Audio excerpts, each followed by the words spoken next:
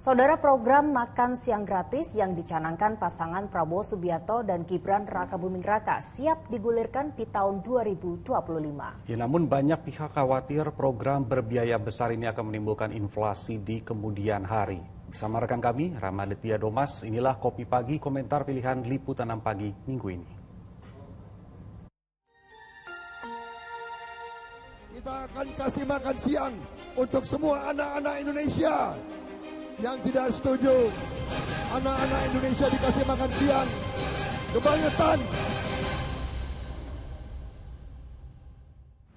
Saudara, polemik program makan siang dan minum susu gratis yang dicanangkan oleh pasangan Prabowo Subianto dan Gibran Rakabuming Raka terus bergulir. Banyak pihak meyakini bahwa program yang akan menghabiskan anggaran 450 triliun rupiah per tahun akan memberatkan APBN kita. Sebenarnya apa manfaat dari program makan siang dan minum susu gratis dan mengapa hingga saat ini masih banyak masyarakat yang meragukannya? Bersama saya Ramaditya Domas dan juru kamera Dedi Effendi, inilah Kopi Pagi, komentar pilihan Liputan 6 Pagi. Tidak ada makan siang yang gratis. Idiom ini boleh jadi tidak berlaku di akhir pemerintahan Presiden Joko Widodo. Sebab di akhir pekan ini, Menko Perekonomian Airlangga Hartarto menghadiri simulasi makan siang gratis di SMP Negeri 2 Curug Tangerang, Banten. Simulasi dilakukan di 4 kelas dengan 4 menu berbeda. Ada nasi ayam tepung, nasi semur telur, gado-gado, dan siomay. Masing-masing menu diberi harga Rp15.000, tidak kurang, tidak juga lebih. Di depan awak media, Airlangga mengklaim program ini tidak hanya berkaitan dengan pemenuhan gizi para siswa, tapi juga nantinya terkait dengan pemberdayaan UMKM. Jenis makanan itu mempunyai gizi yang cukup dalam bentuk kalori maupun protein. Jadi di sini hanya kita melihat simulasinya, bagaimana ini bisa dilaksanakan di sekolah, kemudian bagaimana ini bisa melibatkan UMKM di sekitar sekolah dengan gizi yang terjaga dan higienis. Kita akan kasih makan siang untuk semua anak-anak Indonesia. Kebetulan atau tidak, simulasi makan siang gratis yang dilakukan pemerintahan Presiden Joko Widodo sejalan dengan program yang dicanangkan pasangan Prabowo Subianto, Gibran Rakabuming Raka di pemilu 2024. Bahkan, dalam kampanye akbar di Stadion Utama Gelora Bung Karno, Jakarta, Prabowo dengan lantang mengecam pihak yang menolak program makan siang gratis. Saya tidak ragu-ragu, Prabowo Gibran tidak ragu-ragu.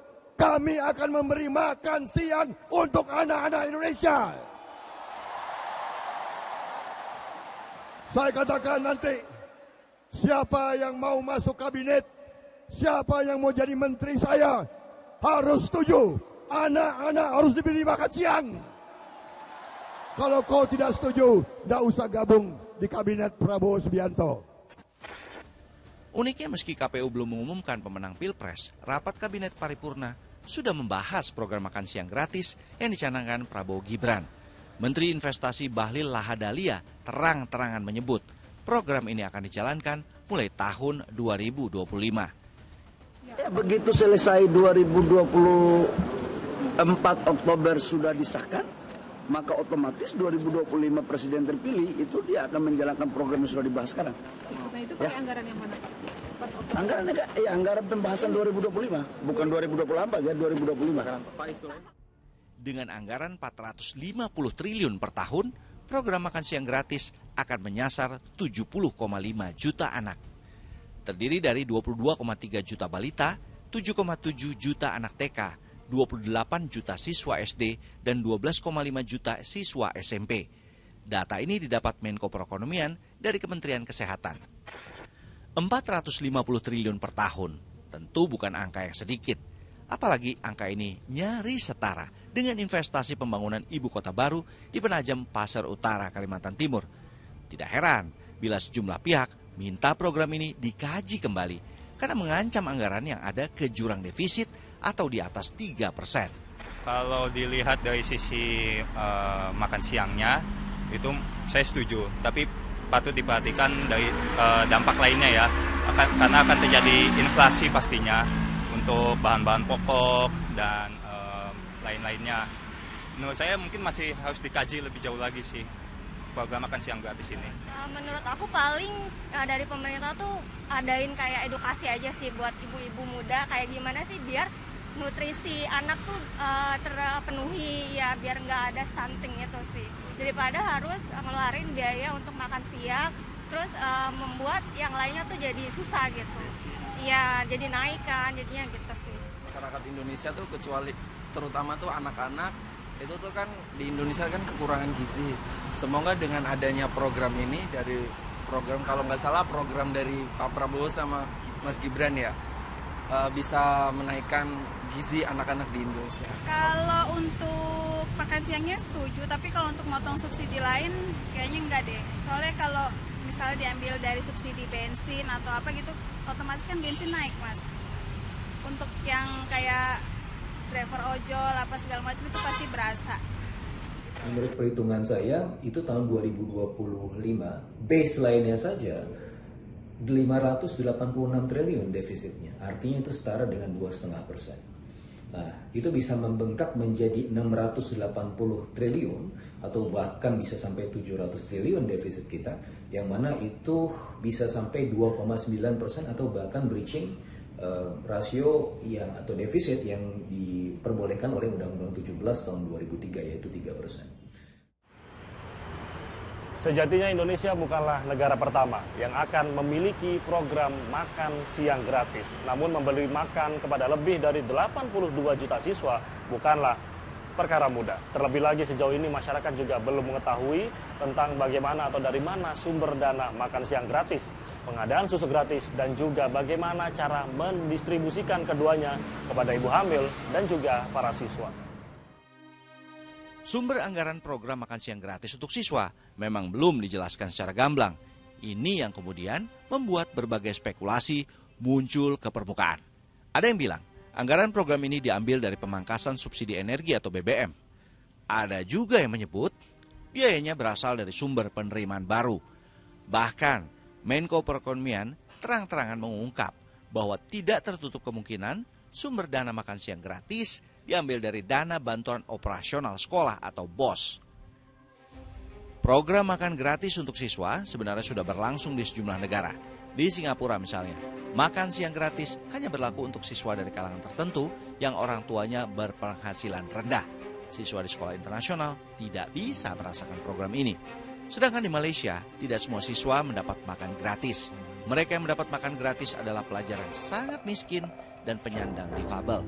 Jadi hanya sekitar 4.000 siswa di 100 sekolah yang mendapat makan gratis.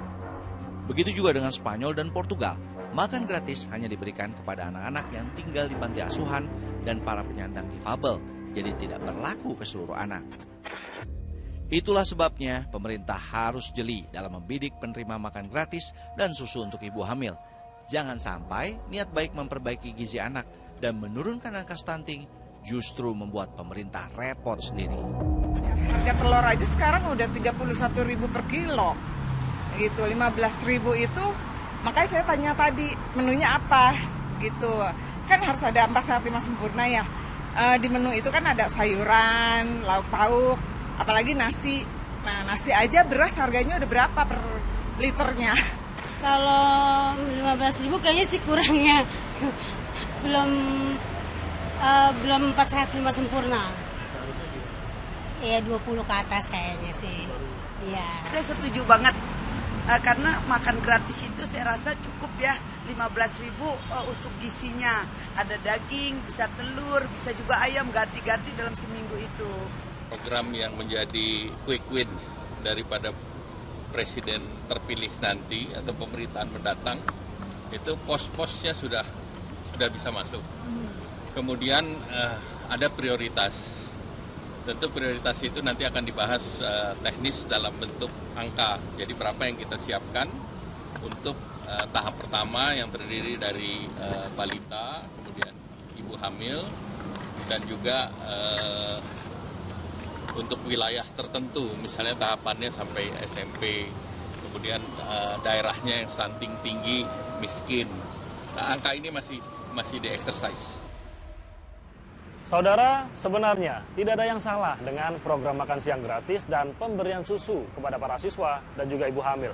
Namun jangan sampai pengadaan program dengan biaya yang besar ini nantinya akan membuat keuangan atau anggaran keuangan negara menjadi tidak tepat sasaran dan kebocoran di kemudian hari. Demikian Kopi Pagi minggu ini. Saya Rama Ditya Domas dan juru kamera Dedi Effendi pamit undur diri. Sampai jumpa. Salam SCTV.